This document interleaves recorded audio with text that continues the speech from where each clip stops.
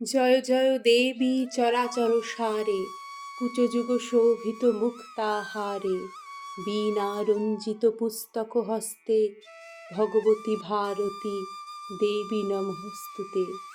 সরস্বতী মহাভাগে বিদ্যে কমললোচনে, বিশ্বরূপে বিশালাক্ষী বিদ্যাং দেহি নমস্তুতে। জয় মা সরস্বতী দেবীর জয়, জয় মা বাগদেবীর জয়। আমরা আজ কথা বলবো সরস্বতী পুজো নিয়ে।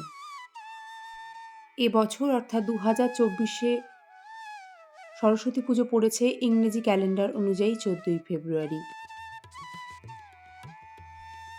এবারে বসন্ত পঞ্চমীতে খুব ভালো কিছু যোগ তৈরি হয়েছে।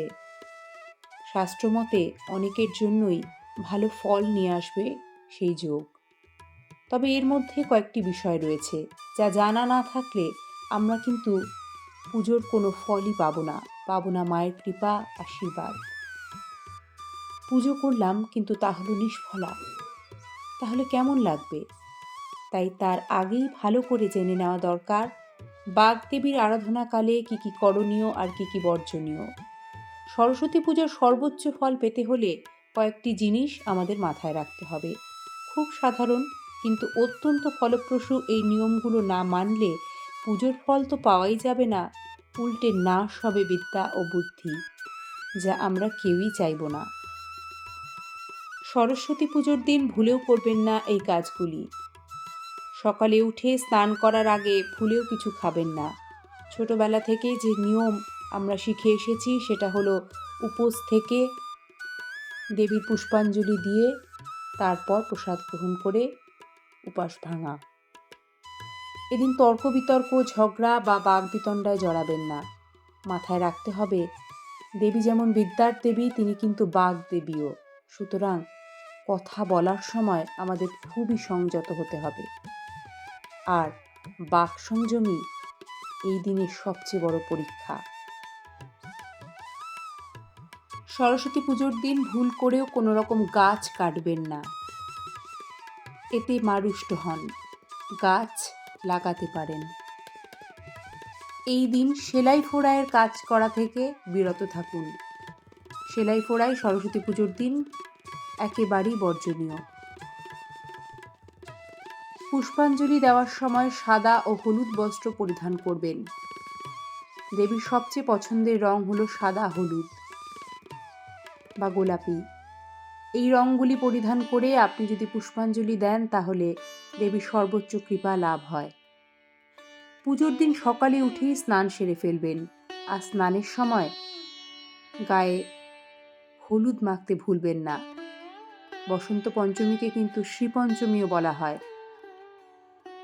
বড়রা বলেন এই দিন যদি হলুদ এবং তেলের মিশ্রণ গায়ে মেখে সকাল সকাল স্নান সেরে ফেলে দেবীকে পুষ্পাঞ্জলি দেওয়া যায় তাহলে শ্রী বা রূপ খোলে।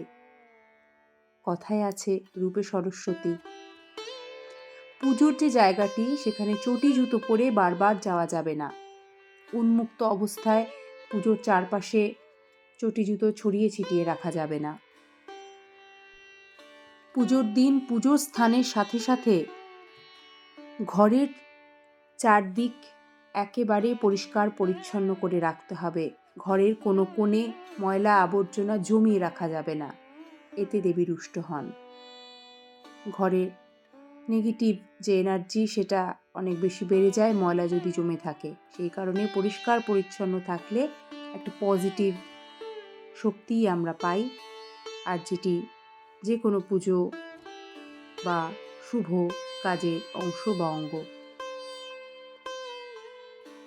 পুজোর সময় যে প্রদীপ প্রজ্বলন করা হবে খেয়াল রাখতে হবে দেবীর পুজো চলাকালীন সেই প্রদীপ যেন নিভে না যায়। পর্যাপ্ত পরিমাণে ঘি বা তেল তাতে দিতে হবে। সরস্বতী পুজো হয়ে গেলেই সেই দিনই কুল খেয়ে নেবেন না। পরদিন খাগের কলম দিয়ে দেবীর নাম লিখে তারপর কুল খাবেন। আশা রাখি ইনফরমেশনগুলো আপনাদের উপকারে আসবে। একটি লাইক আবারও অনুরোধে থাকলো। এই ধরনের লাইফস্টাইল রিলেটেড ব্লগ পেতে চ্যানেলটিকে সাবস্ক্রাইব করে বেল আইকন প্রেস করে সাথে থাকার আবদার রইল।